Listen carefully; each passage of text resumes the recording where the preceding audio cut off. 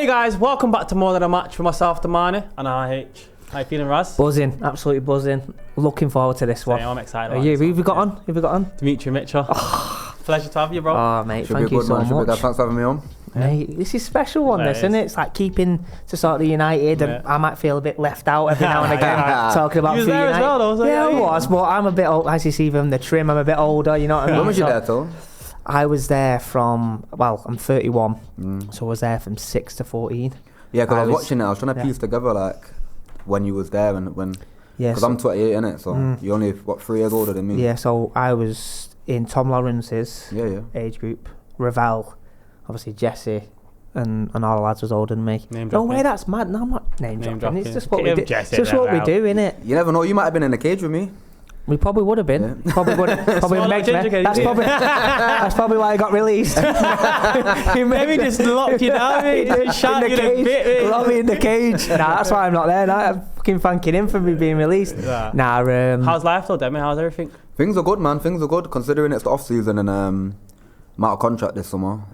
Quite positive about the way things are. Like feeling fit, been doing some good running, good gym. So focusing on like a lot of leg strength this summer rather than just running. So just strengthen up my knees and my ankles and whatnot. So yeah, bro, all good. It can be quite daunting coming out of contract, isn't it? When you've not got offered another contract or whatever situation you've been in at the club, like knowing where you're not going to be or thinking about other clubs, it's scary, isn't it? Scary. Like this is only the second time, and the first time like was during COVID, and I was 23 leaving United, and hadn't played for 18 months. So not played for 18 months due to 12 months of having an injury, and then obviously COVID hit. Extra 6 months from January to the end of the season. I'm out of contract. You know, clubs are not wanting to touch someone that's not played for a year and a half. So I'm going into the off season thinking like, what I'm going to do. And I knew that I was not going to get a contract, but when United told me, it still hit me like a ton of bricks. Like, I didn't realise I had that lump in my throat. Pause. But I wanted to shed a little tear, but went into the off season and was like, built this gym in my garage because it's COVID, just to like proper get fit, get ready to go wherever I need to go into train somewhere, go on trial. And I did that. I went to Rotherham and Sunderland on trial.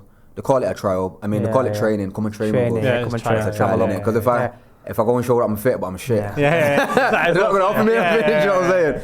So, thanks for coming to train with us. So I've gone training there at Sunderland. I was a joke in training. Like, considering I've been out for 18 months, I couldn't believe how well I'd done. Like, feel it as well. I was feeling good. Like I was sharp at Rotherham. That was the first one, and I've come back. It was Matt Sunday that got me the actual trial because he was there at the time. Guy. A good guy. Shout out, Matt. Yeah. You'll have to get him on.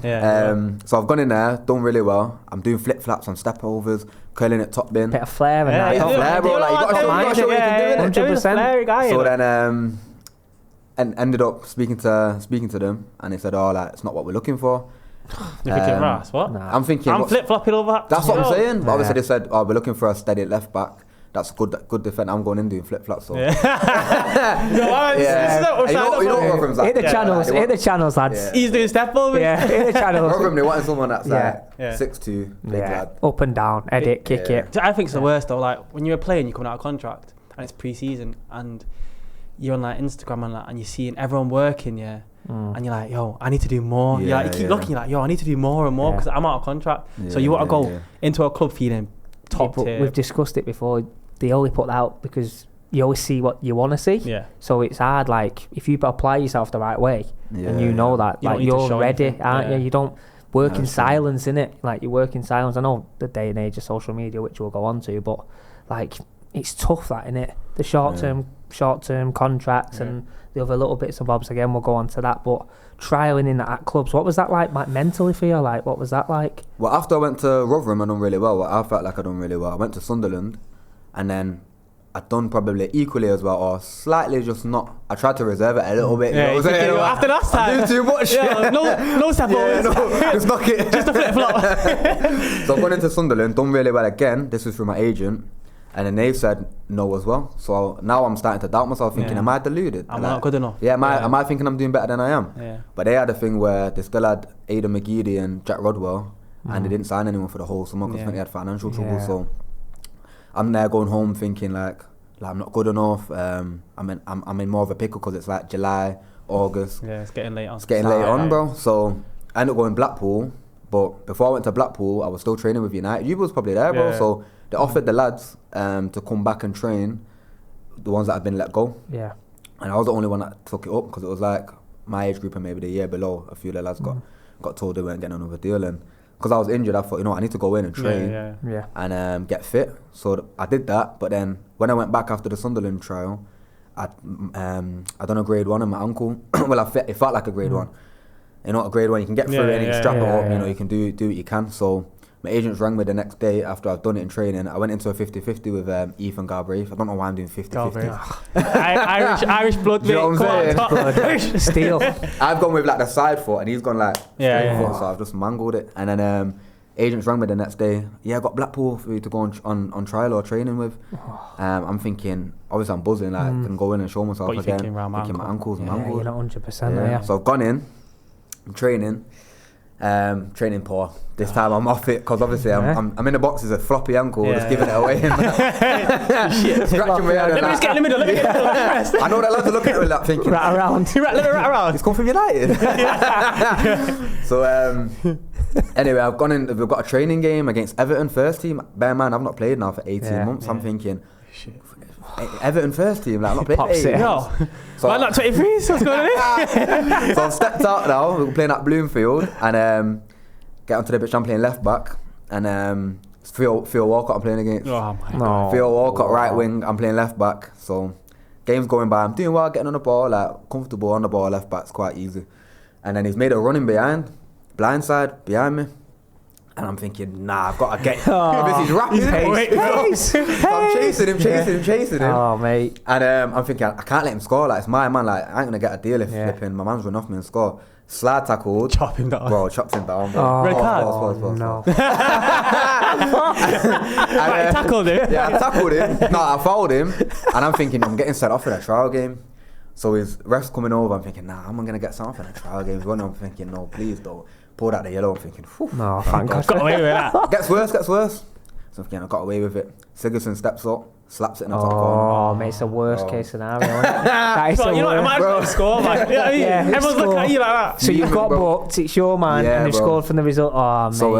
So what's your thought process in the game there? You're thinking, done? Yeah, I'm thinking it's done. I even done something stupid.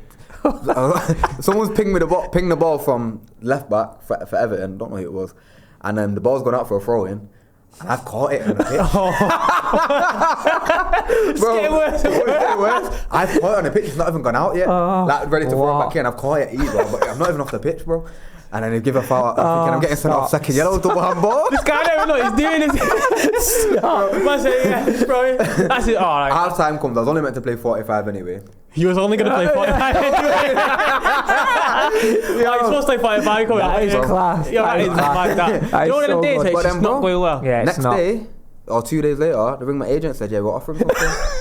Couldn't believe it, bro. What the hell? Couldn't believe it, bro. Oh, that is mad. The two good trials I had. You thought you was getting something, and then the one that you thought, right, man's handball out on the pitch. Yeah, but mate, double handball. Yo, this guy can play net as well. Let's sign him. It's just stopped him from going in the stands. There's no fans to catch it. That's a bad catch. We always talk about that, don't we? Yeah. That is mad about the discipline in terms of games and stuff like that, and them trials are so hard. First impressions, because like, I don't. Because I think like in trial games you can do too much because you're trying to 100%. prove yourself in it, and then you end up like messing the trial up because you're putting so much pressure on yourself. Whereas you just like sit back and say, do you know what? Yeah, I've come from this academy. Like I know what I'm worth. I played with the best players. Like I'm here for a reason. Let me show you what I can do. For me, when you're going on trial, you almost have to gain a respect to the players first, 100% your before peers, the coaches. Yeah. Because if they start respecting you, think this guy's decent, trust you they'll with feed you the ball. Defo. Like they'll just respect you in terms of like, rather than pressing you and think that they can just take it off you, they give you a little, let me just stand off and talk a bit about him. Do you know what I'm saying? 100%. So once you impress them on the first day, then you kind of set the marker up. But I think it's like for someone like me and you, it's easy because we're like open people. So we like they say like good energy tracks are good energy. 100%. So everyone would just fall to you anyway. So then in the game, it's not as hard as you think it is because they're giving you the ball. Whereas some people are more reserved, and on the pitch it can look like they're quiet, but actually not. They're just scared to like. Class is a bit of a negative thing that as well. And he's a bit timid. He's not involved. He's not bonding with the lads. But it's not like that. It's just like some players are different to other players, isn't it? But I think that just proves as well is like again game of opinions, right? Oh, so you're going away from that like the first 2 trials going, how have I not got offered anything here? Like, and you do, don't you, as a player? Like you look at other players. I'm better than him. They've signed him on a 3-year deal. You do, and then the worst possible scenario, you're like, we'll offer you a deal. Like, what's got? I bet you're like, hang on a minute. It's the first time I've ever done anything like trials or anything as well. So it was like quite not a humbling experience. No, it is a humbling experience. Definitely. Just like this season, I've trialed at loads of places, bro, and I've been rejected. But at the end of the day, like, I ended up at Mac, and it's probably the best thing that's happened to me, bro. So I just think like everything that's gonna happen is meant to be. Like, if you're not meant to be there, you're not meant to be there. Do you know what I mean? So it all falls into place. And I quite enjoyed it, me. Yeah, I did as well. To be fair, quite enjoyed it. Like, just fresh start. Like going in somewhere. Just proving myself, showing what I'm about, and I even get a little buzz when new players join the team. You've got to show the new players because they're trying to show themselves. But when there's new players coming in, you're trying to say, especially when it's a decent player, you're thinking, you need to show him what I'm about still. It's like especially if it's your position. What about that when you go around the dressing room and a new guy go, so where are you from? What position do you play? And then you go left back. Right, that's fine, isn't that? I don't like it. Yeah, all the best. Someone go and sit on the opposite side of the change room, staring them out. After the first season, done really well, and then I always signed a player, Vinny Harper. I've spoken to him about this, and I reached out to him like, if you need help settling in, blah blah blah, because he seemed like a cool guy from his interview and that. I thought I'd help him out. And he came in. I said, where'd you play? Left wing back. I said, huh? That's brilliant. Take that back. You know what I'm saying?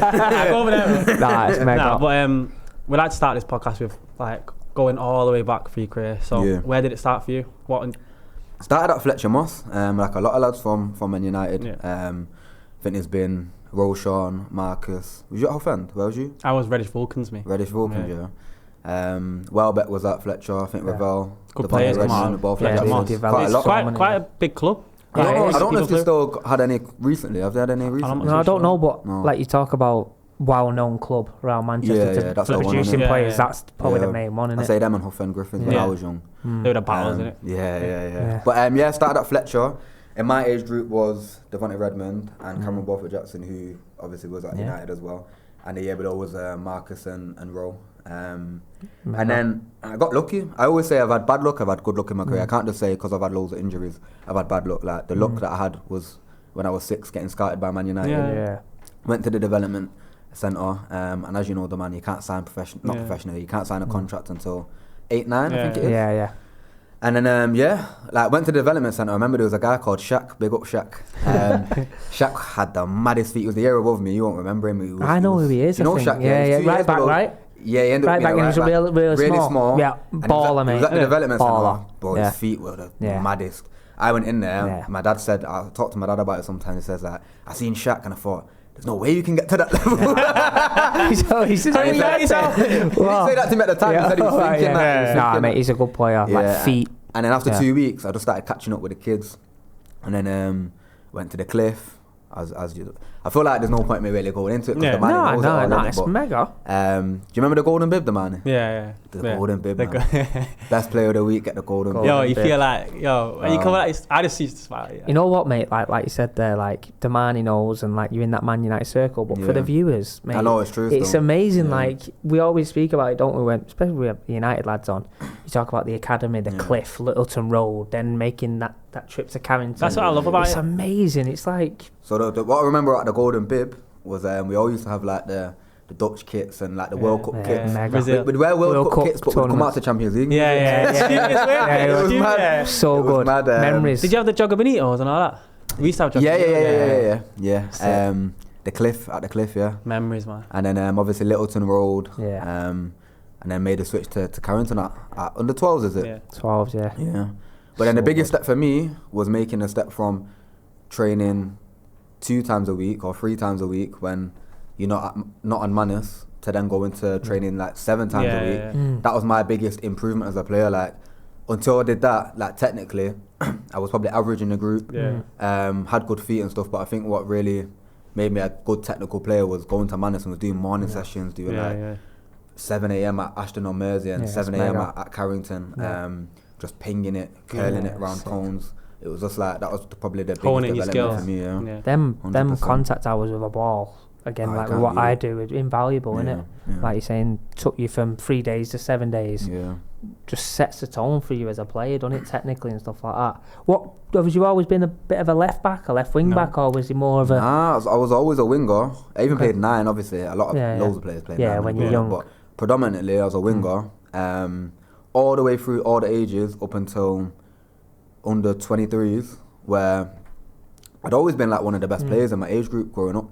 So I got to under 18s, and then I got an ankle injury, and I missed the last 6 months of the season. Wow. And at 18, 6 months of development is massive. It's massive. Catching up. So I was 17, 18, playing as a second-year scholar with the youth team. Yeah. And so you're playing with 16, 17, 18-year-olds. And then the next season, I've jumped up to 23s after missing 6 months out, and I'm playing with 22, 21, 20-year-olds. That is Adnan, Andreas, James Wilson, Josh Harrop. So the levels has gone from schoolboy or the scholarship to like proper talent. Like I'd say some of the best players for their age in the world, like Adnan and stuff. Definitely. So I was struggling to get to that level after missing 6 months out, and all the other lads that were in my age group were progressing because they started training with the reserve. I hadn't had that little blend. You know what I'm saying? So it was the first time I'd experienced like not being one of the best in the team.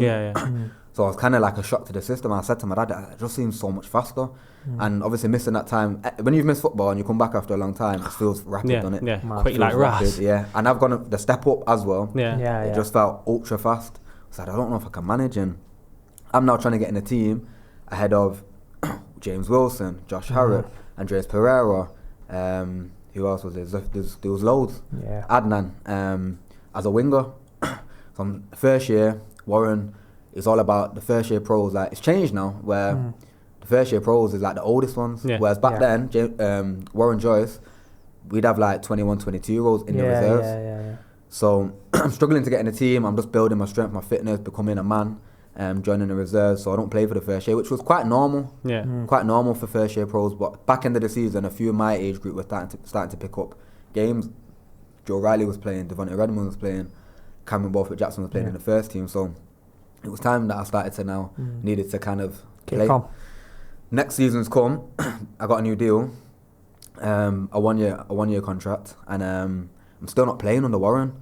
And Warren, what Warren would do as well, he would pull down Memphis Depay when he's not playing. Antonio Valencia when he's coming back from injury. So I'm like, sometimes I'm on the bench, sometimes I'm in the stands with Ollie Rathbone and stuff, just watching. I'm here, Rathbone, and they're like, how are we getting in there? It's good. It's crazy. So and then Warren's ended up leaving, and then they kind of restructured things where they were trying to play younger players in the reserve. A few of the other lads went on loan, and there was still not really many opportunities for me out wide. But Nicky Butt just said to me, "Fancy playing left back or left wing back?" And I was like, "Playing goal, me, I'm not playing for goal." You know what I'm saying? It's summer 6 months. I'll play anyway. So I'm like, like I'll play. So we played against Chelsea in a reserve game. I'm playing wing back, and I was man of the match in the game. We lost 2-1, but played really well. I was buzzing, and that's where like I started playing left back or left wing back.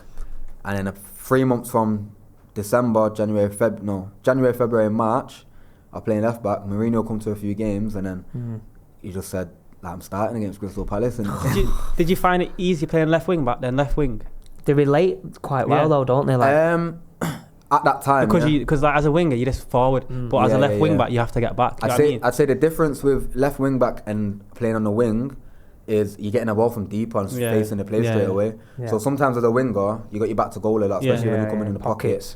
But whereas when you're playing wing back, when the ball gets switched out to you, you're getting it and you're just driving at your man all the time. You see the pictures, like, can't you? Bang, 1v1, inside, outside. So it was just a lot easier at the time because I was going through like a transition time where I probably needed a bit more time. You know. You know, the question there you mentioned about the time in the reserves, and now it was a reserve team back then. It's changed to 21s now, and the older players coming down.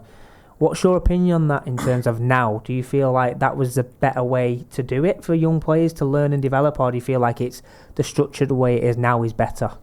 I think there's pros and cons, because if you're doing it that way in terms of having older players play, but other teams are playing 16, 17-year-olds. You're not going to benefit in the games from playing against kids because you're going to think it's a lot easier than what real football is. Definitely. So there is pros and cons because in training you're going to benefit from playing with the 21, 22-year-olds. But then when it comes to the games, it's unrealistic. You're just gonna. We won the reserve leagues 3-4 times on the bounce.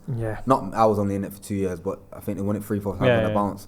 Just beating teams like West Brom 7-1, and I think Will Keane scored 5 and stuff like that. So it's not competitive. But the training was more competitive than the games. It's crazy. So Friday game. Oh, Friday game. Yo, they would have the day before a game, bro. Harder than the games, bro. You're like, right. If you lose that, it's like a pride thing. You're like, right. I love that. It's not good. That's great though to look back on, innit? Like, you train how you play. That's what they're saying. It sets the stall out, doesn't it? Mentality wise as well. Warren Joyce, I would love to ask you a question on that. He was very well known, very well respected.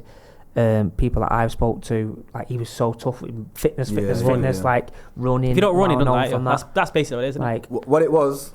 And what the formula was kind of thing at Man United at that time was Paul McGuinness and Colin Little, and then it came Kieran as well, would develop your skills. Kieran McKenna, right? Yeah, Kieran McKenna, sorry. They would develop your knowledge of the game, ball manipulation, game understanding, the football, tactical, not tactical so much, but technical side of the game.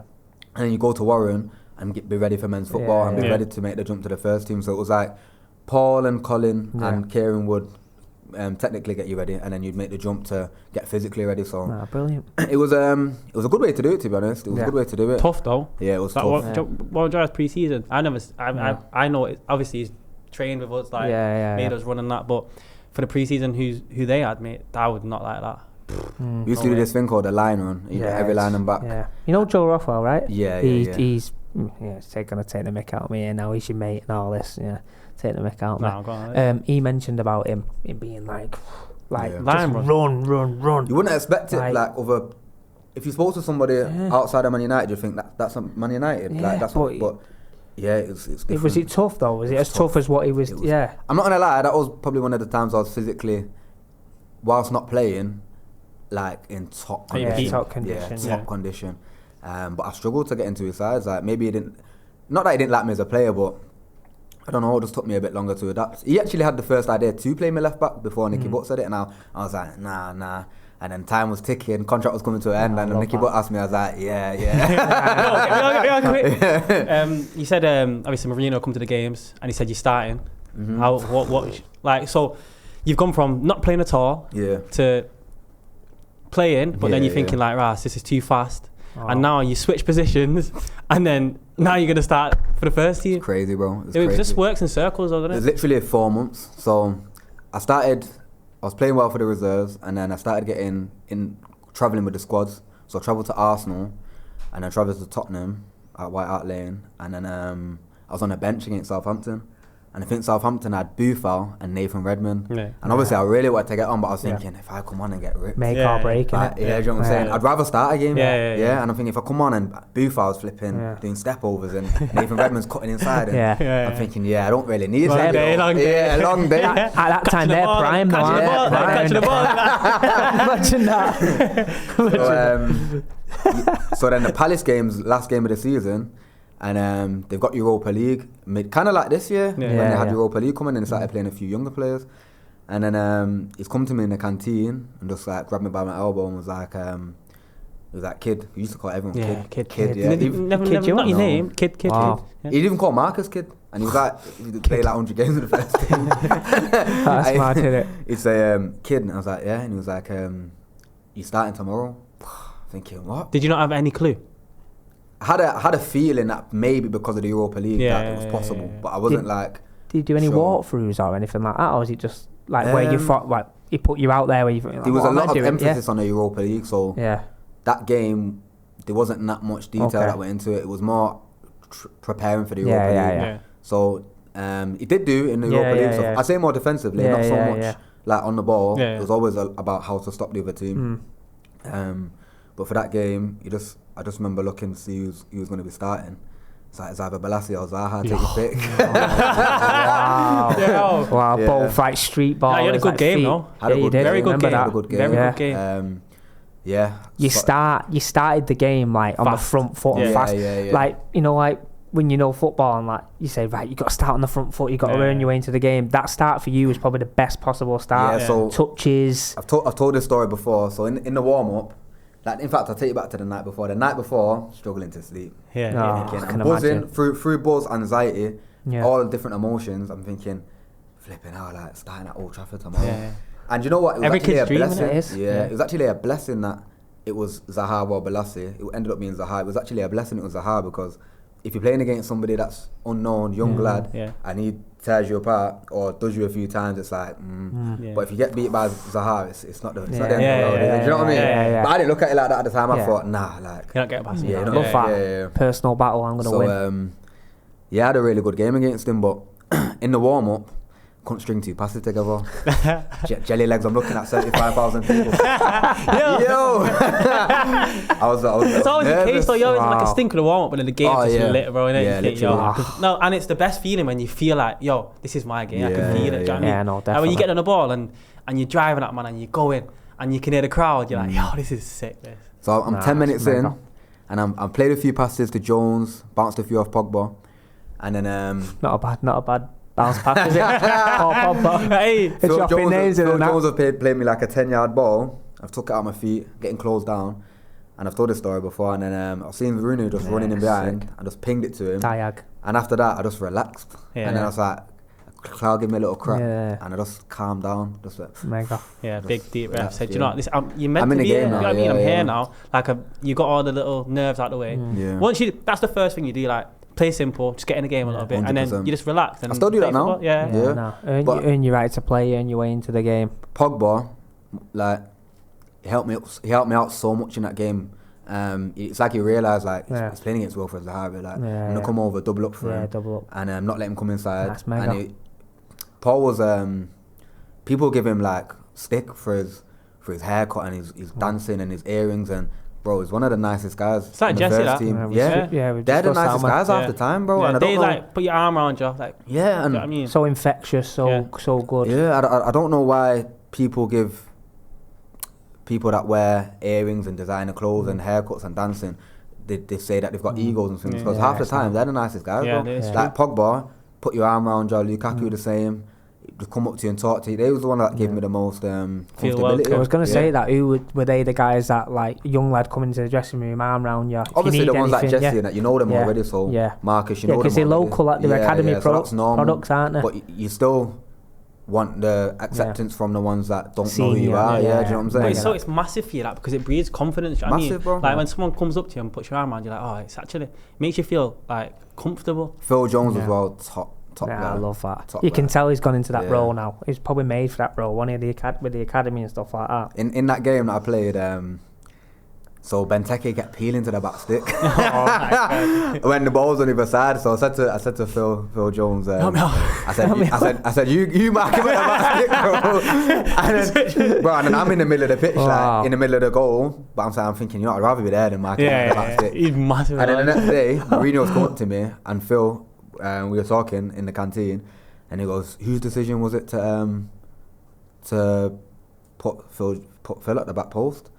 And it was mine, innit? I thought he was going to kick off, because like that's not what we practice to do. And I was like, oh, like I asked Phil, can you mark him at the back post? And he was like, oh, you take initiative, good.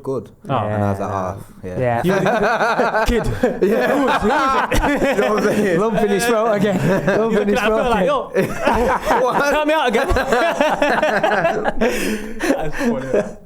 Who was, like, going back to the academy stuff? Like, who was the best, like, players growing up in the academy stuff? Because you played that age group and the one above was mega, wasn't it? Obviously, it changes, doesn't it, as you go through the years? So people catch up, don't they? Yeah. So when I first joined, Redmond, Demetri Redmond, and Mctominay were like the best in my age group. That was like under 11s, 12s, and then myself, as 13s, 14s, 15s come, I was like one of the best players, but. A lot of it comes down to physical development. So whoever's the most physically developed and decent ability is usually it's like up there. Fostin, bro. Bro, man was developed quick. Yeah, but why though? We don't know. But he was a good player, bro. We'll be watching this. Yeah. But then people caught up. Do you know what I mean? Yeah, people catch up. So late developers, quick developers. Yeah, so massive, innit? In the age group above, there was Josh Harrop and James Wilson. They were like pick of the crop. They were like, and they felt light years ahead because when you go 1 year up, and you have to go and train at 1 year up at 14. It's a big jump for you. Of course it is, at 13, it's like you're the top player in your age group, but in the age group above, you're just any player. So and then a year above that, which wasn't Rothwell was 1 year below. Yeah, he was below me, Joe. Yeah. Obviously there was Joe Rothwell, Ben Pearson. That was a good age group. That was an good age group. I think Tyler Blackett. He was in mine. Was he your age? Yeah. I seen him the other day actually. He came to Exeter. So that was it. Great guy. But what it was is that, and we'll get into a little story that the man wants to talk about. Come on, give me some juice. What it was is that the older ones. In fact, you know what, Devana, you can start the story. Here we go. No, you start. You want me to tell? From my perspective. Wow, what's going on? I'm a bit nervous here. What's going down here? Oh, you told it. Yeah. So, when you're in the academy, and you're like 12, 13, 14 at Carrington, when you're 12, and the 13, 14-year-olds or the under 14s and that, they'd it's like school, innit? So they'd always like give you a bit of stick and not bully you, but like, you know, just try and rough up you're year 7 and you got the year 9s that are like getting onto you. Yeah. So like they were quite harsh with us, like Ben, Joe, Kenji, then Harrop, Luke Daly, Otis, like we'd get it a lot. They'd come in the changing room and just batter you and that, like it's not batter you, but you know what I mean, just like big brothers kind of thing. Yeah. And then so as I was getting older, I was giving that treatment to the youngest, innit? I was giving that treatment to the youngest. You were younger. It was on the court, wasn't it? Yeah. So what's happened now is I think I was playing up. Yeah, I think he was playing up, and sometimes like the 16s would travel with the under 12s or under 13s because they got the same games. Fixtures, So I don't know who's. I think they're at the back of the bus, the young lot, and we're at the front. No, but you didn't come on first. We come on first, didn't we? Oh, so you went to the back? Yeah. No, it wasn't the back. So I come on the coach first. Yeah, like all the young ones come on the coach first, and they come on after. Innit? I think they was in the canteen or something. So I thought, what would you have been like 12? Yeah. And I would have been like 15, innit? Yeah. 16, something like that. So we're on the coach now. I got on the coach. I thought I'm just gonna sit here, innit? But like, where we were sat, So on the coaches, there's like a place like. There's normally seats and there's behind, but Demi likes a seat where he can put his feet up. Right, you know what I mean? Yeah. So I'm sat in the chair now, chilling, thinking, a little kid like this, just minding my business. Don't. Demi comes on. I think he was on like the second person or third, I don't know. Come on, I'm just chilling. He's like, what are you doing? No. I'm like, what? I'm like, nothing, sat here. Like, move. I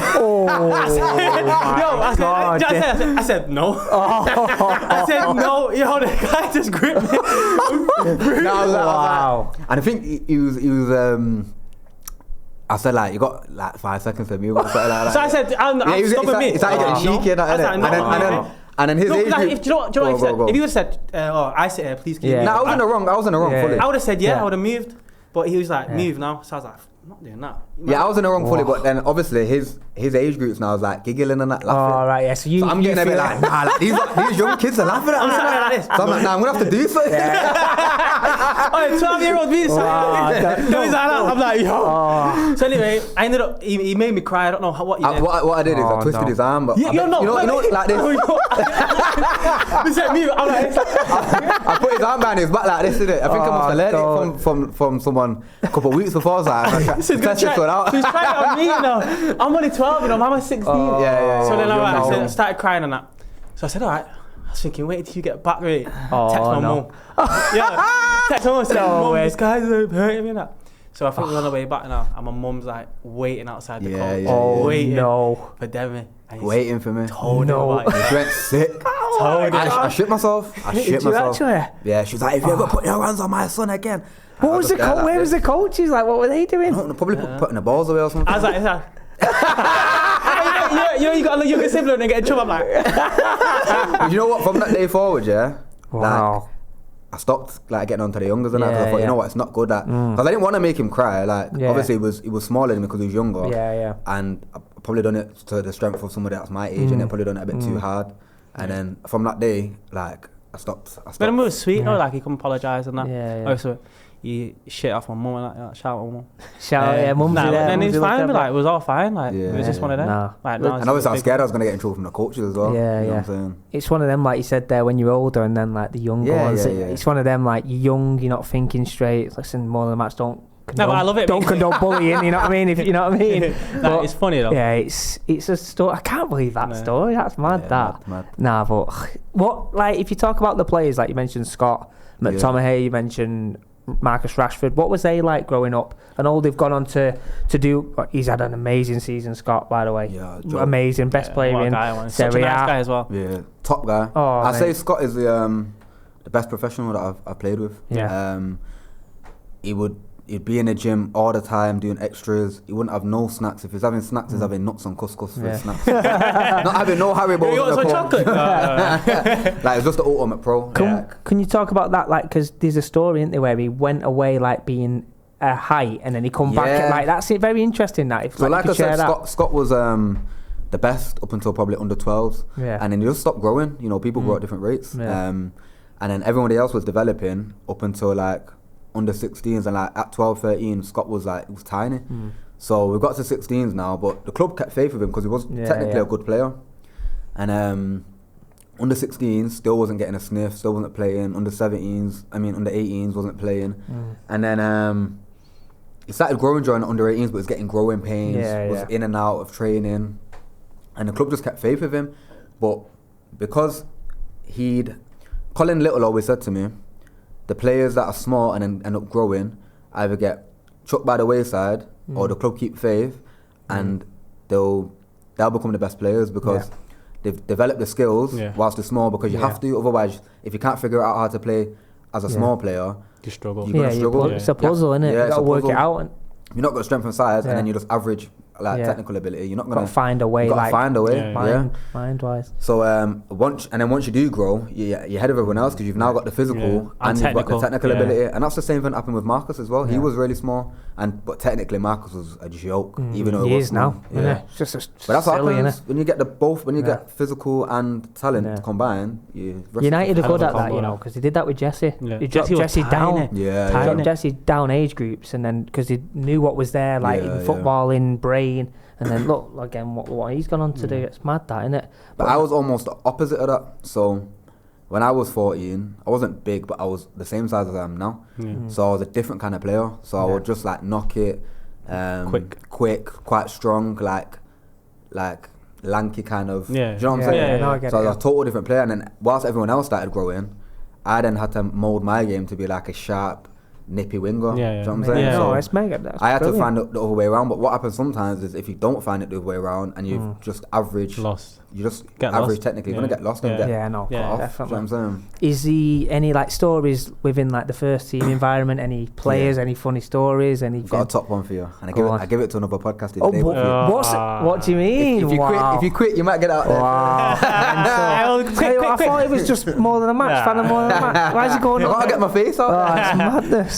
So so started training with the first team quite a bit. It was me and Scott predominantly that were getting pushed with the first team at around 19-20 with Mourinho. And at this time it was a session where quite a lot of the other lads were joining. So we had probably about 6 or 7 reserves training with the first team. And we're doing like a quite big open possession. And we've got Zlatan in there, we've got Mata, we've got Damian, we've got Pogba. And then we're all doing this possession, and I don't know if I should say the player that it was doing it because they might not want me to say, but there was a player that's had a good career and played for United quite a lot that was training with the first team with us, and Zlatan's holding a ball shielding it, and lads come out of nowhere, body checked Zlatan, not seeing him blindside, Zlatan's not seeing him, so he's body checked him, took the ball off him, and Zlatan's walking around saying, game over. Yo, that's one guy you don't want to hear that from. What's going on here? Game over. Zlatan's ball. Game over, you know. So no way. Anyway, the possession's still carrying on, and this player has now got the ball, and it's a possession where you've got to quite use your body, so there's a lot of moments where you're shielding yourself. So he's now got the ball. Zlatan's started sprinting over whilst he's shielding it. Gone, bang! Oh, shit. Right through the back of him. Ball's on the floor, it's gone right through the back of him. Pause. And then The player is on the floor with a big gash in his leg. Struggling. He's had to go in. So anyway, story continues. Possession finishes. Go after that. We go to the small-sided games. So I'm on the opposite team of Zlatan, and I think a few of the lads are gone in. Game over's gone in your head, innit? Game over's not finished. Wow. The game's not over. Wow. So I've got the ball now off the goalkeeper, and I'm facing Zlatan 1v1. I'm ready to try and cut in and whip it. So I've shifted it. I've shifted it, and then I've gone to I'm about to curl it into the foul stick, and he's just gone boom. Same thing to me. God. Knee height, ball's on the floor. So I'm thinking, I'm on the floor now, just feeling my knee. It's not anything mad, but it's just like a dead leg. What was your reaction there? Do you not want to snap yourself? I know it's Zlatan. I was in pain, bro. I was on the floor, actually in pain. Then it stands up over me like this, and he goes, "Do not dribble in training. I don't like little dribblers."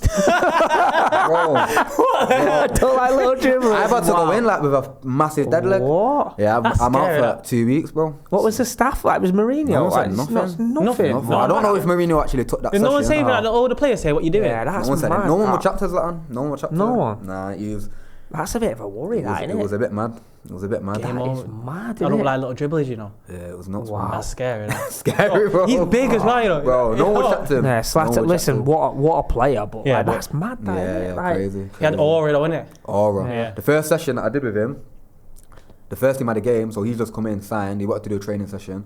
So there's a few of the Resi lads doing a small-sided game, and he's flip-flapped me and got the ball around the other side. But it's not even gone through my legs, it's gone around me. And he's got it through the other side and put it in a goal. I thought, this is nuts. That's mad. You know when you see someone that big and he's got technical ability like Pogba and Zlatan, it's different, isn't it? Was when you talk about him as a player, was he frightening? In training, he'd have days where he was getting on. So he'd have days where he'd relax. He'd have days where he was just at it and it's scary. Would you say he was probably the best in that sort of environment? You would say at United, Pogba. Pogba was just a beast. Yeah, he'd have all the tricks in the book, but he didn't even need it. He just go like that, move. Yeah, he ain't getting past it. We've had everything. The guests that we've had on have just said someone of that size shouldn't do the stuff. He does athleticism and stuff. I thought Grandma was so good, me. Yeah, Matt was cold. Someone's technical, bro. His touch, his weight of pass, was not. You couldn't get near him because he's just manipulated the ball there, and it's half a yard. You get in it there, and it's just past your foot. You're it's tough, innit? Michael Carrick. Carrick's a baller as well. He just read everything. Mate. He'd read you, reading him, and then read you again. So you go to play a pass, and you think he's read that. Let me try and do that one, but he's gonna read that one. So I'll try the third one. Bro, he's got it just boxed. Every pass I made when I was near him, he just cut it out. It's crazy. Nah, that's mad. You look at that team, you've mentioned about the young academy prospects, but even in the first team, tough team. Rooney's in. We forgot. We're not even talking about what was Rooney. Rooney was chill by that time. I think the dressing room had kind of changed a lot. I've heard him speak about on overlap, and it was a different dressing room. I feel like he was just one of the oldest, chilled. He wouldn't say too much, to be fair. He was quite quieter than what I expected. But he was quite reserved compared to what I was expecting. But I remember one game he played in. For a Resi game. It was a training Resi game on the 18s pitch. And we just kicked off and he just zinged it in from the halfway. From kick-off, just zinged it in. He was he was a joke though, wasn't he? He was a joke. It was an absolute joke. It was silly. What was you there when Van Gaal was there? Was there any differences between Van Gaal and Mourinho? You talked to us about the Van Gaal and Mourinho, because it's very interesting again for the viewers. These managers are class, man. World class managers. What Van Gaal would do is so in that time with Van Gaal, I was not getting in the Resi, so I was only training with the first team when the whole group was. Yeah. So when we would come up, what I did like about Van Gaal is that he'd notice everything everybody would do. So he'd take notice of a 10-yard pass. So if you're doing a passing drill, he'd know your name as well. So you'd do a crisp pass or a crisp finish or cross, and he'd be like, "Good, Mitchell, good." And he'll give you that nice little boost. He knows me. You know what I'm saying? I like that. But then he'd do the same if you did something bad, which you didn't mind because you're getting a positive and a negative. You're getting the same. Exactly. But he'd do that if it was, no matter if it was you, if it was Rooney, if it was Ashley. So it's not like he's just singling you out. Yeah. So that was what I liked about him. And what he would also do is, he had this thing where if you were, let's say for example, if you were a right back and all the right backs were injured, he wouldn't move Phil Jones to right back or a centre back to right back. He'd play the next right back. Which is the youngest. Yeah. So that's good. how Both Jackson started playing. I think a couple of the left backs were injured, and instead of putting someone out of position there, the next one was Cameron. He did very well though, didn't he? He did. He went in and done really well. Really well. He did. Like Van Gaal, like, that's meant that detail of knowing. I know it sounds so basic, but like knowing everybody's name and like encouragement, like it makes you feel like more like Ras. Like I've got a part of it, part of it together, innit? And that's so like obviously you're calling your kid. It's like Ras. You don't mind on my name. You know what I mean? But then when a first team manager's like, yo, Demi or Damani, you're like, yo, you listen. You're like, yeah. And you want to do better. Yeah, you do. You think, oh, he's taking notes. Yeah. If I make this crisp pass, like that could be the difference between me training that tomorrow with the first team. Yeah. What was Mourinho like then? I felt like he actually liked me as a player, so I went on tour with the first team, and after the Palace game, me and Scott got picked to go on tour, and that felt kind of special because sometimes you see the tour and you've got 15 players from the youth team, from the reserves going, like, you're just one of many, but Mourinho was quite like, this is my squad. I'm going to take Mitchell and McTominay. So that was like, I'm actually a part of it. I'm not just one of the young lads going. Yeah, because a lot of them like have international, like players might play international after the season. So they take a lot of academy players, don't they? After. But for you to be part of that when it was like sort of full strength, that must have been mega for you, that. Yeah, so me and Scott have gone on that first one, and me and Scott actually got quite a... Because going through the age groups, like, he weren't like my best mate, it was just a teammate. Some lads, like, you get a close bond with, and some lads are just like... So you started to get close. But we started getting close, and it was just me and him in it that were the young lads, so we kind of had to sit together. Bounce of each other. Yeah. Like, yo, you got me, bro. Do you know what I'm saying? So, going on the tour, and then it was actually the next tour that I've come on, and we're playing against Bayern Munich, and he's pulled me and said, Mitchell, come. So I've come down now. I've played a few tour games already now, so I'm not too nervous. Yeah. And he said, hey, you coming on left back against Robben? I ain't Robben, bro. So he's like, just show him down the line. Just show him down. Yeah, sweet, always. Wow. He likes to cut in, just show him down the line. Wow. And it's easier said than done, innit? Mate, he was a master at that one. Cutting bang. In. That's all he done, but no one could stop it. When I used to watch him, I used to think, how does no one stop him when everybody knows what he wants to do? It's like Salah. Yeah. But when I played against him, I realised why you can't stop him, because he just he's moving his body like this. Do it again. Get the camera on him, do it again. Hey, let's do it, yeah. Get the camera on the RH, that's great. And you can only show someone down the line so much where they just go and then come back on. You know what I'm saying? Nah. So he's made a blindside running behind me. He's fast as well. He's quick, mate, and he's ended up scoring, but he was 2 meters offside, so I got away with it. But held my line still. I knew offside. Yeah, you know what I'm saying? No, wait, relax. Straight in the grinder. Hands up, mate. Linesman. How was he? Could have caught it again. You know what? He was about half a yard away from 2 meters. So you know what? I get the tape back up. Got lucky still. I got lucky, but it was off though. Yeah. And then the next game, like, I never really got starstruck when I was around the first team, because, as you know, the man, when you're coming through the academy, they'll sit you. Yeah, they'll sit you like you'd be. I think when the man was coming through, Alex Ferguson was probably gone, wasn't he? Yeah. But when I was coming through at like 14, we'd come into the canteen through Manus, the schoolboy scholarship that I think you've gone into. Yeah. And you're having lunch with all the first team with your school uniform on, and they're coming over, sitting next to you. You got Rio Ferdinand, you've got Rooney, that Cleverly, Welbeck. They're all chatting. Welbeck, good guy as well, man. Yeah. They'll all come on over and talk to you and interact with you. So by the time you get to the first team, it's mega. It just you feel integrated anyway. Yeah, like you're in the same building as well. So when you're in the Values residents in the 18s, you're just crossing past with them all the time in the gym. I don't know if they do that anymore. I think they separated it. I think they have as well. I think that's just the DNA of the football club, though, isn't it? Like, that's amazing, isn't it? Imagine that, like, you get in your school uniform and then your idols are there, like, and they're talking to you. Eating cocoa pops. But then when I was on tour, we had a game against Barca, and I'm on the bench, and I'm in a tunnel, and Messi, Neymar, and Suarez. Wow. Messi, Neymar, and Suarez in the tunnel. I'm just looking at Neymar like this. Like, I'm in a tunnel with Sunny Neymar. Sunny in it. I know he's sunny in it. Nah, that is mad. You know what I'm saying? Nah, they didn't have the shirt, the names on the shirt, that's man. annoying. That would have been even that experience, mate. That's amazing. Crazy. Imagine being like us now. Messi, to Neymar, Messi. Suarez, bro. That is mental, bro. Yeah. And then the next game, we've got Real Madrid. Keeps fucking Barca, Bayern Munich, Real Madrid. The big players weren't playing in it. I think Ronaldo might have been at the World Cup. But then Mourinho's called me to come on, and I've never played there before, and he brought me on centre mid.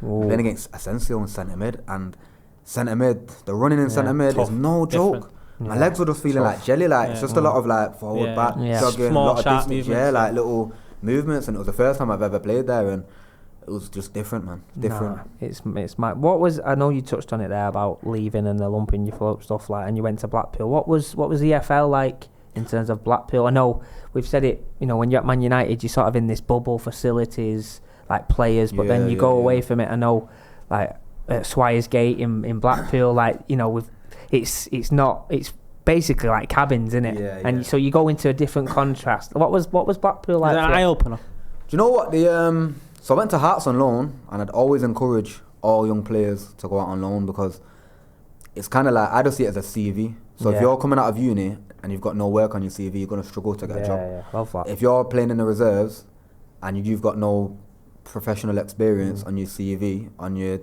wiki, then you're gonna struggle to get a club that's gonna sign you because they're saying you're not tested in men's football. It doesn't matter, like you could be the same player but you're just not tested in men's football, so they don't want to take the risk. You're not established. All of that. So I went to Hearts, played about 30-40 games for Hearts. Scored some bangers there. I scored my first professional goal was probably my best goal still to this day that I scored.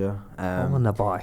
Yeah, it was good still. Can we put it on? Yeah, we're able to get it on, won't we? You know what? I'll describe it now so you can put it on. Yeah, go on then. Look at this. I bet he didn't do this on the podcast today. So I've played, about 6 games in now. Playing well, like proper in the team, starting every game.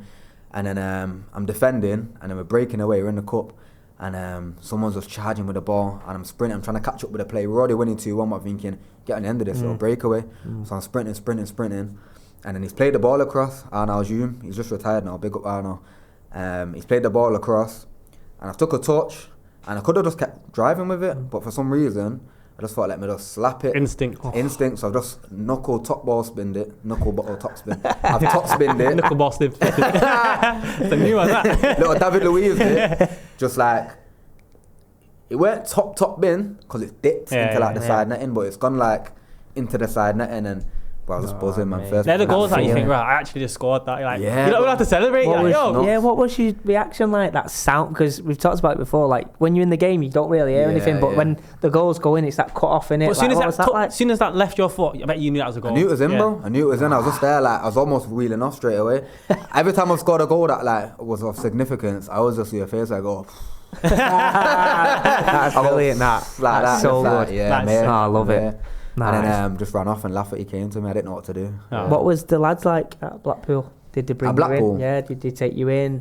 So when I went to Blackpool, I was a 17th signing, but I didn't realise. Wow. So I've gone in there, and I felt like the new guy, but after talking to people, I realised everyone's the new guy. So everyone was just trying to make friends, talk, and we struggled for the first 2 months of the season because it was a new group of lads, like we didn't really know each other. Yeah, it's good. And the manager was like, I think he was on the way to like getting sacked. And we just turned it around. Who was the manager at the time? Neil Critch at the time. Okay. And we was struggling massively.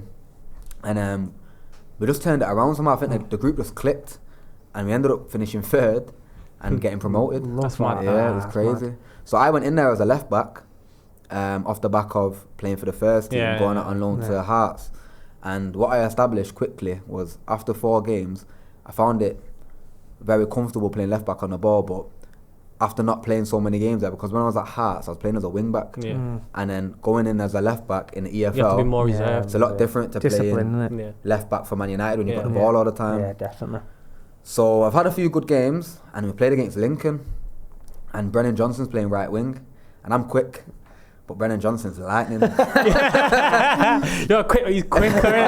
So I've showed him line now, and I'm like, go on then, take it line, but I'm not even knowing that Brandon Johnson's come from Forest, he's on loan. I'm just seeing him as a League One fullback. So he's took it down the line, and I'm chasing, and I'm dived in, give away a penalty. And I'm thinking, shit, first penalty I've ever given away in men's football. So when we've converted a penalty, and I've ended up scoring in the game, but he gave me a tough time. And the next game, playing against Doughty from Luton. Doughty. And he was a top level winger for that level as well, because he's gone on to play in the Premier League for Luton in the Championship. So I played them back to back, and I've had 2 tough games. You know when you get into a bit of bad form. Yeah. So then I've ended up getting dropped for Luke Garbutt, who's come in, and then I found myself down the pecking order as 2nd or 3rd choice left back. So I'm not playing now, and you know when you're a defender, it's hard to get back into the team. As a winger, as a forward, you can come on 20 minutes, score, you're back in. You're relying on bad performances, You're relying on bad, and Luke was playing well. Yeah. So I've gone to the gaffer after about 5 or 6 games of not playing, and I said, Gaff, what do you think my best position is? And he was like, left back. And I said to him, I'm trying to get in the team at any means necessary. So I said, growing up, I was actually a winger, and my best position is probably wing back, but we play in a back 4. So I said I'm probably best suited to playing winger rather than full back. And Neil's gone, winger, you sure? Like, had a little a bit of banter. Yeah, a bit of banter. He's like, winger? Nah, I don't know about that then. And I was like, just like, trust me. Yeah. So I played in a reserve game. I played in a bounce game against Burnley, and he stuck me right wing for the last 20 minutes. And I've got the ball from a corner, gone inside, put it bottom bin. So after that, I started getting 15 minutes here and there. Winger? As a winger, as a right winger, left winger. And as he started to trust me more, I started getting 45 minutes. Yeah, and then I started starting towards the back end of the season. As a winger.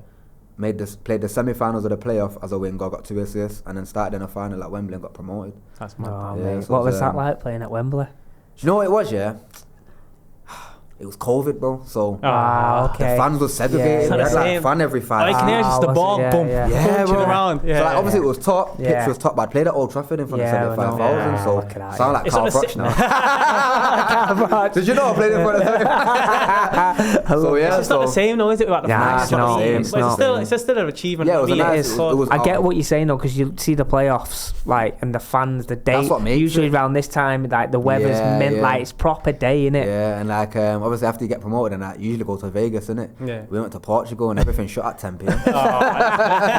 That's a nightmare. Yeah. Like, obviously, like you said there, like keeping fit, getting ready for something next, next little projects, but you've got to put the work in to get yourself ready. Like, what's the plan? Like, what's your ambitions for? Basically, taking myself back to where I was when I left United. Out of contract, only the 2nd time I've been out of contract as a professional, so it's Groundhog Day, innit? It's like, obviously last time I built the gym in my house, got a nice gym, Total Fitness near my house, got everything I need there. Brilliant. I'm trying to get some football sessions in closer to the back end of, do you know what I'm saying? I don't know where you can find them. Do you know anywhere? Alright, there we go. Come on. We need to link up soon, man. When I get back off holiday, I'm going away to Turkey with the family. Nice. You enjoy that time off and then back at it. But so do you just getting clients for the RH again? But you've suffered with quite a lot of injuries, haven't you? Yeah. Like, mentally, like, it's, as a player you myself. You done your ACL? Yeah. As a player myself, I've been through injuries, and it's the worst because no player wants to be injured. You know what I mean? And I spent a lot of time with you when you was with me, innit? Like, they hated us. Like in the physio, the start, like just because of your personality. He would tell me to do things, I'll just do it. But then I'd get in trouble, and he's like, I didn't say that. I used to get bored, bro. I used to say, every morning he'd come in, then we sat in the bed. Here we go again. He's like, would you rather? Is one of them? Is it? I love stuff like that. Yeah, I love it. We used to sit in this ice machine, called a cryo cuff. I think it was cryo chamber. Cryo machine. Cryo machine. Yeah. And we weren't allowed phones in the physio room, and it's an hour and a half on this ice machine. And they used to put us on it, to control us to be like, basically, stay there, like, because I'm not gonna lie, they had quite a lot of players to look after. There's only 2 or 3 physios, and it was balancing the youth team and the reserves, and they had to manage probably sometimes 10 players that are injured. It's tough. You got some in the gym, some in the physio room. It's hard work for them. So they used to stick us in this ice machine for an hour and a half. No phone was allowed in there. Because what happened one time is a player recorded something in the physio room, and I think Phil Jones was on like the ice or something, and nobody knew he was injured, and he got out, so they said they had to ban it. So we had to make fun, innit? Yeah, we had to just make fun. It was so funny. I never forget this. Like, obviously we're not allowed no phones, innit?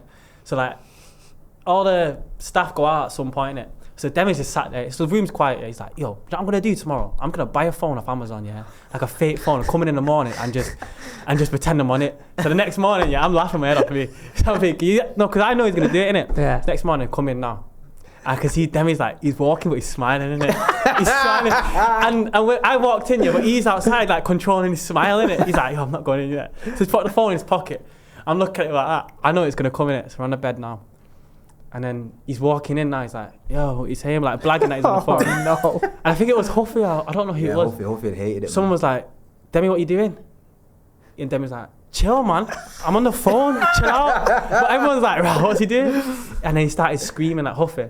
And Demi's like, Huffy started going sick at me. Yeah, he started Huffy was pointing his feet and hitting my chest like this. Yeah. Got you. And he's like, yo, chill out, man. I'm on the phone. And I was like, oh my God, what is going on here? But then it just like, I used to do stuff like this, so you'd hear the door go, wouldn't you, to know that they're coming. So I used to be like this, like not even have a phone or nothing. I'd just be like this, and then they'd come in, I'd be like, and they'd be like, what are you doing? I'm like, nothing. It was funny, man. It was so funny. Some of the conversations in there, because we weren't allowed our phones. Actually, when there was a few of us on it made it banter. That's meant that. It's so good. But the next point, obviously, we discussed about the football. We always encourage, like, obviously the audience to get into other things. Like, we have a conversations with a lot of athletes, and your sole focus is on like performing week in, week out, looking after your diet, training. But we're saying, like, take yourself out of that a little bit, give you some a different focus, and you've done that, haven't you? If you like to explain to people what you've set up and why.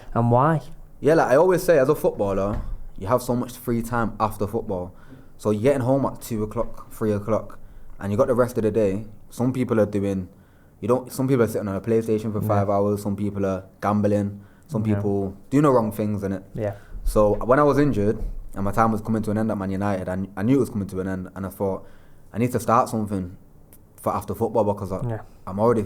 When you're injured, you think about them things a lot more, don't you? Definitely. But you were saying it for ages. Like, I'm gonna start it. And everyone was just like, everyone, like, no one took it serious. I mean, everyone was like, what's he on about him? Fizzo was like laughing about it and that. When I was but that just shows like responsible, like a responsible person with a bit of ambition. I always think people laugh at things because they feel like they can't do it. So they think you can't. So I was always thinking about after football and what I wanted to do, and I liked fashion. I'm not saying like I'm the maddest fashion expert or anything, but I was into my clothes. I was into dressing well, and I thought it would be easier for. I've played for Man United. I've got 200k followers on Instagram. I've lost about 50k now, by the way. Since I've left United. You see them dropping them, man? They're dropping it. Twitter that, bro. So I'm thinking, I play for Man United. I'll put my logo that I like on a t-shirt. It will sell out quick. And when I dropped it, didn't get hardly any sales, bro. I got like one sale. And I thought, reality check. But because people had been doubting me, laughing at me, saying you can't do that, I thought, I'm not stopping here. There's no way. I want to wait. I want to go even harder at it. So as I've left United, I've just continued doing it, and it's not my sole focus. Obviously, football is my number one focus, but I just want to build something for when I'm finished to transition into, and that gives me the security. Bro, and I want something that I enjoy doing. Like, as a footballer, you enjoy what you do, and I don't want to ever. Obviously, life hits you in it, but I don't want to have to do something that I don't enjoy doing. So that's one of the main reasons for starting a branding.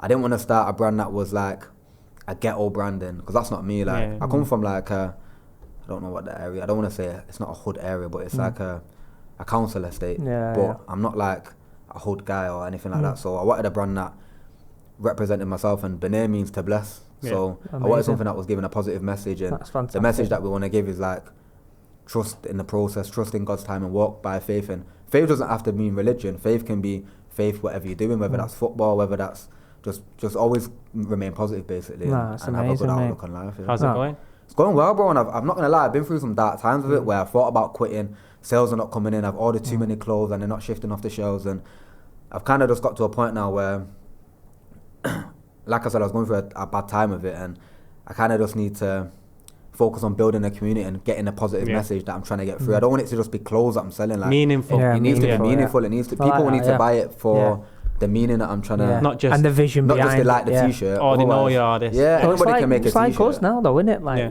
we we set this up as well, and we want people to get on board and build that community. It's like yourself. Like it matters. That community is so important. Not just because you have to sell the product. Just that community is everything, isn't it? And the message. There's got to be a purpose behind what you're doing. You know what I'm saying? What's that like balancing that with football? Has that been difficult? Like when I'm injured, challenge? It's easy, and when it's off season, it's easy. But it has to take a backward step when I'm playing, because when you're playing Tuesday, Saturday, it's relentless. Have you got like? I bet it's tough, that, isn't it? Because you're dealing with like, say, manufacturers and stuff like that. Have you had any problems with that? Yeah, 100%. So I've had times where bloody hell, here we go. I've had times where I've set money to manufacturers and they've just not even just made the clothes. So I've lost like 10k straight off the bat there.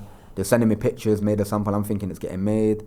I've had problems where the stuff's come and it's not right, and it's like they've made mistakes with the sizing. I've had all kinds of things that I've trials and tribulations that I've had to go through. But it comes with a process, do you know what I mean? Like you learn as well, do you know what I mean? So and what I'm trying to show more is that before I was trying to show everything positive, that how, and I don't want people to think it's easy, and I want to show the real what running a brand is like. Do you know what I'm saying? Rather than just trying to paint a pretty picture and smoke and mirrors, and you know, no, 100%. You're better off showing the process and how you've had to get there, and that's what people want to see now. They don't want to see vulnerability. That's they want to see something that's relatable. Yeah, definitely. No, I love that. Anywhere they can find social media. I know you're heavy on social media yourself. Put the link in the description. Put the link in. Yeah, Benir Clothing. As you can see here, it's nice, isn't it? That trusting God's timing. Love that little sample that I've got recently.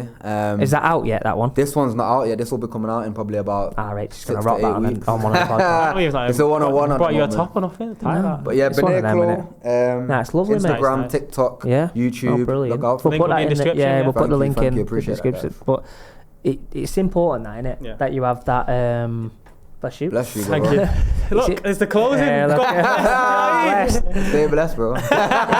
It's important, isn't it? Like to have that focus away. Yeah, like, definitely. It's football and a professional athlete. Full on. It's all or nothing, isn't it? Yeah. Sometimes, like, you need to step away a little bit and have that passion. People play golf, like you said. People are into different things. I think that's meant that 100%. amazing. And what I love, like, what about you? Yeah, like, you're not bothered what people think. Nah. Like that comes from my dad. You're like, I love your Twitter, bro, because you reply to everyone, and like if something's not right, you say I'm not bothered.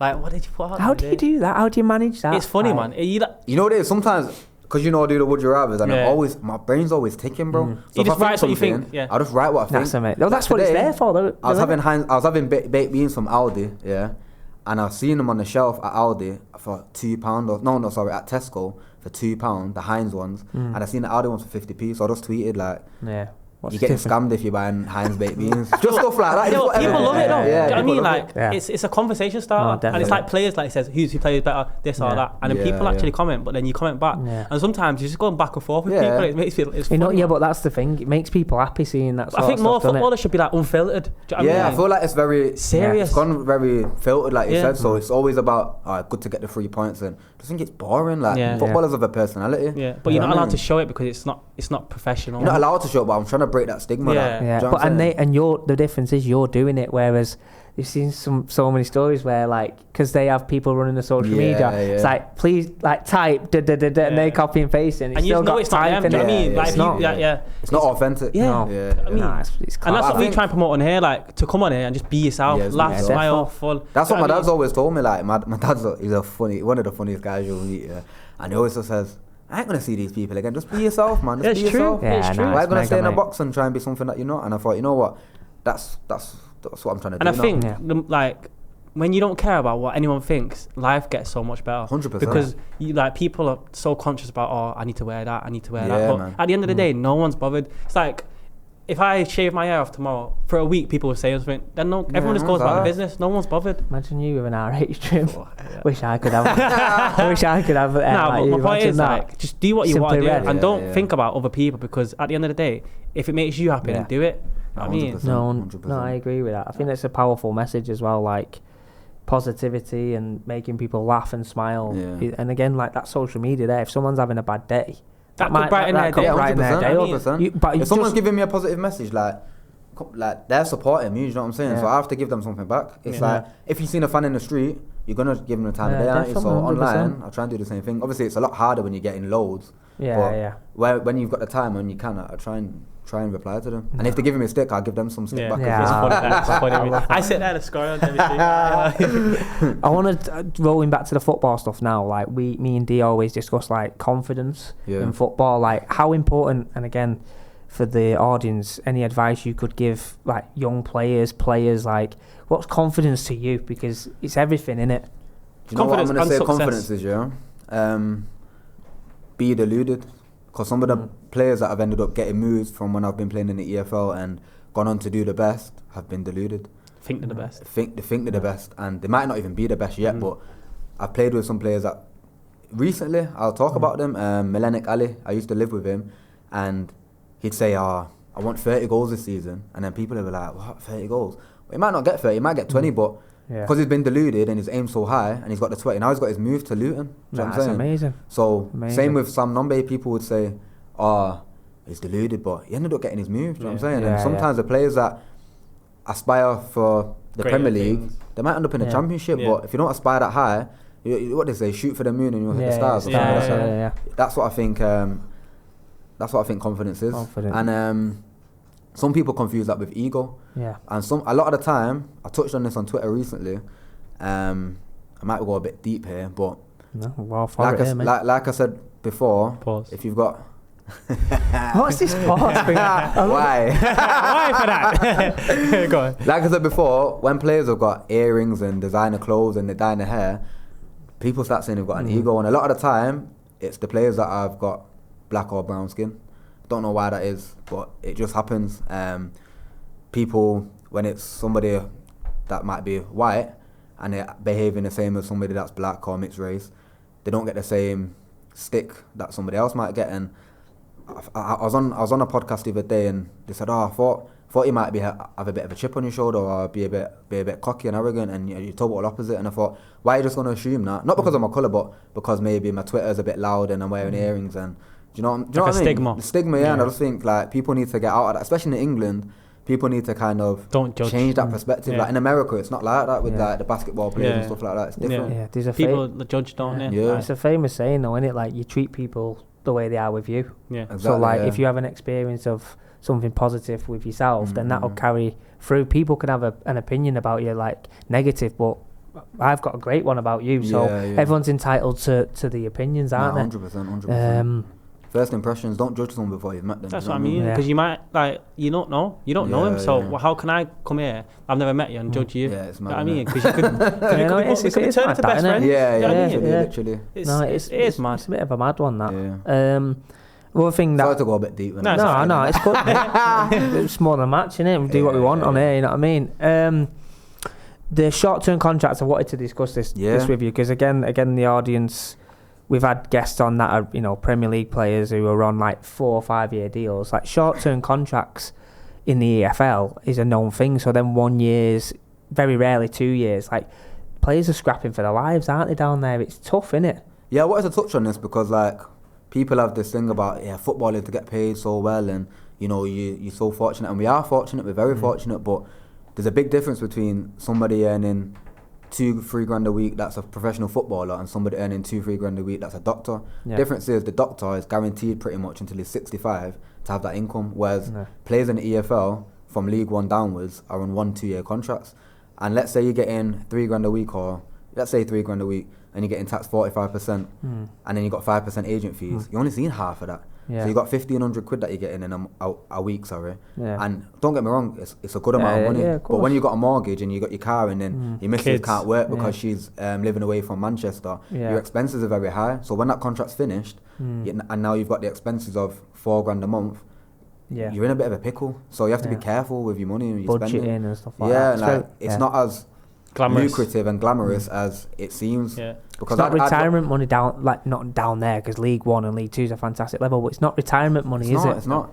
You've got to think about after football. It's not like I said, a career that you're going to be in till you're 65. It's a career that you're in for the next 2 years, guaranteed, if you've got a 2 year contract. And after that, I played with players that have played League One and League Two, and then are not playing at all and are out of the game because they didn't play the last 6 months at the club that they were at. So, and then the expenses, like you said, are up through the roof, and you can't keep up with it. Yeah, bro. Especially if you living far away. I'd say down south, the cost of living's more. Yeah. I went to Exeter thinking that it was going to be cheap because it's like a smaller city, and it's the same price, if not more, than Manchester. It's not cheap. It's so tough. That short term, but it's a lot of pressure. It's a lot of pressure, because obviously you're a man. And you want to provide, but all you know is football. And when it's coming to that last bit of the contract, you might be getting less money. So now you're thinking, how do I make this extra £500 or £1,000 or whatever it is to support my family? So then that's added more pressure. And then you're trying to get a contract. No, so definitely. then everything's just like, it hits you all at once. And I think it's important that, like, when you are feeling like that, you have to speak up. Do you know what I mean? Because the reason I made a big jump in my career to Hibs from Blackpool, because I had 6 months left on my deal. I wasn't playing in the Championship because Josh Bowler, we had a player there that was on fire, and the club said, we'll see how the rest of the season goes before offering something. January came, and Hibs have offered me 2.5 years, and my missus is pregnant. So I'm thinking, if I don't get a contract at the end of the season, and I've got 2.5 years out on better money that I was on at Blackpool, why would I not take that? And it was maybe a mistake that I made, because I just don't feel like it was the right step in my career, but at the time, I had to take it. I felt like. Talking about like family, me and Dee always say how important family is, you know, to us as individuals, but how important is family to you? Family is massive, man, and I didn't appreciate how much my mum was doing for me when I was at young age and taking me to football on the night times after she's been to work on Monday, Tuesday, Thursday. Sacrifice, isn't it? The sacrifice is a lot, because I've got a little one myself now, and I'm looking at like... You realise? I realise like that is a lot to do after work, to go and take your son every Monday, Tuesday, Thursday, 30 minutes, and then wait there and take him 30... Like, it's easy to just, you know, like... My dad's in my life, but he was working till like 6 o'clock, and of course. They weren't together, so most of the time it was my mum taking me. So it was I didn't appreciate the time, and I said one time to my mum when I was like 12, my mum had like a broke down like Clio, I think it was, and like some of the other teammates had like really nice fancy cars, and I said to my mum like, oh, like how come we're not like in one of them cars? And like I felt like when she told me that story back when I was like 16, 17, like I felt so bad. So I didn't realise at the time, and I was 11, 12, innit? I just asked the question, as you do as a kid. Yeah, you're young. Yeah, but it's tough, that. Yeah, it was tough. But now, like, you look back now and you can see, like, you appreciate how much they've done for you. Do you know what I mean? Obviously, when you're young, you don't really appreciate. You just go. You just think it's normal. Yeah, you think it's normal. We stress that so much, don't we? About the sacrifice, and because people don't understand. Like, amazing. As a footballer, like, your parents sacrifice so much. Yeah, it's a lot. And all you want to do as a footballer is be able to give back, and it will never be enough, no matter what. Even if you're in the Premier League on hundreds of thousands, that time what they dedicated to you will never be enough. And my mum, at the time when I was 14, I had a chance to go to Ashton-on-Mersey, and I thought it was because my mum wanted me out of the house, and I was going to Stretford High School, which I was comfortable there, I enjoyed it, I didn't want to leave. My mum was like, you go into Ashton-on-Mersey and you go into Living Digs, and I just thought she wanted to get rid of me. No, but to push it was the best thing for me, because I'm in the ends. I'm in the bits like just going out to the youth club and doing silly things as well. Nothing crazy, but just like just doing the wrong things. Like when you come from like areas like council estates and all that, like I'm not saying of course it's not a bad area, because there's loads of like diamonds and gems that come out of council estates, but it's easy to fall into the wrong thing because of the environment you're in. Do you know what I mean? Like, you might, all it takes is, my nana used to say to me, Damani, wrong place, wrong time. Not necessarily that you're doing anything, but what's going on around, you don't know what's going on around. It's like when I was living in Old Trafford and I was not in digs, I ended up going to like the Manchester riots and that, just silly things like that. I didn't take anything or anything, I was just there, innit? But that's like enough, you said, wrong place, wrong time, you can end up getting yourself nicked. Then like you think, like you said, like why do you want me to go so much? But it's to protect you. Do you know what I mean? And you don't understand push you as well. From young, you're like, I want to stay at home, all my boys are and that. But then when you grow up, you're like, yo, if they didn't push me to do that, where would I have been? Yeah, exactly. You know what I mean? I would have been less developed as a footballer. I could have got into the wrong things. That's what I mean. Now I'm training 7 times a week, going to school.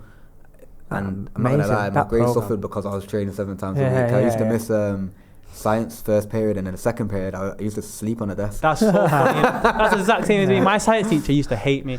I used to demand to get a knock on the door on Monday. Right, you going to football?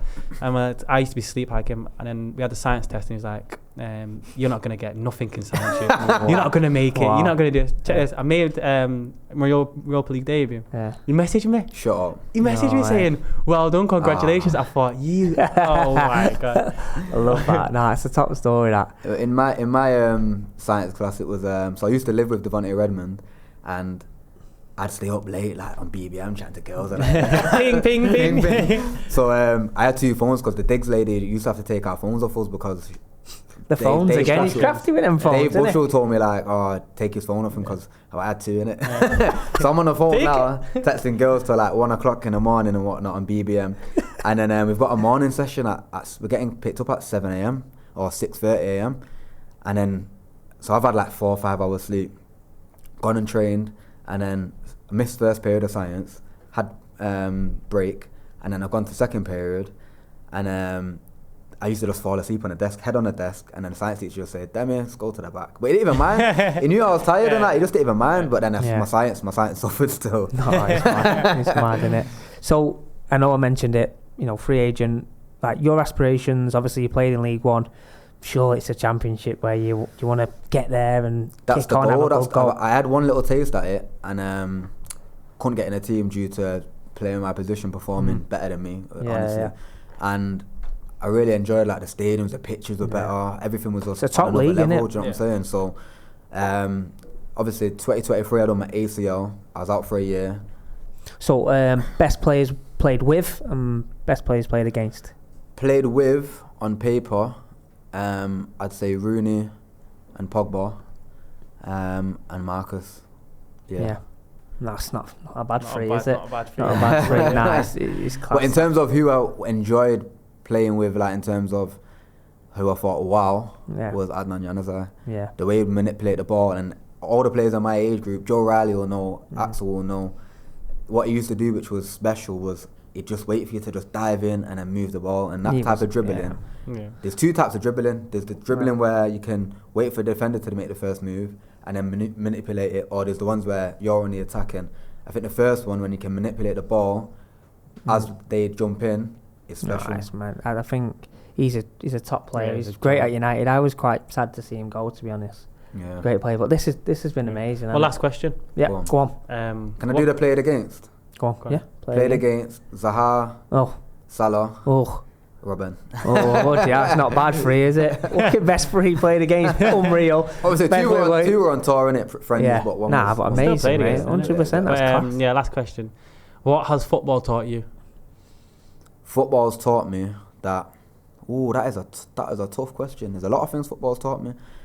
It's taught me that just keep going, and I've always managed to come back when I've had downs. So don't get too high with the highs and don't get too low with the lows. That's what it's taught me, and I think that's where I'm at right now, because I could be really low right now, being out of contract and unsure about my future, but I just managed to just stay like this, and I'm confident that if I work hard in the off season, and I might have to go in somewhere and train, prove yourself. I'm happy enough, and I trust my ability enough that I can go in and show myself. So that's what it's taught me. Yeah. You'll go back flying, and 100%. It'll be exciting. We'll be looking back at this in a few months. Mate, amazing, lovely to meet you. Good, man. I've enjoyed it. It's good. Really good. It's good. Benir Clothing. Put the link in the description. Yeah, put the link in there. But honestly, this is another fantastic episode. Pleasure.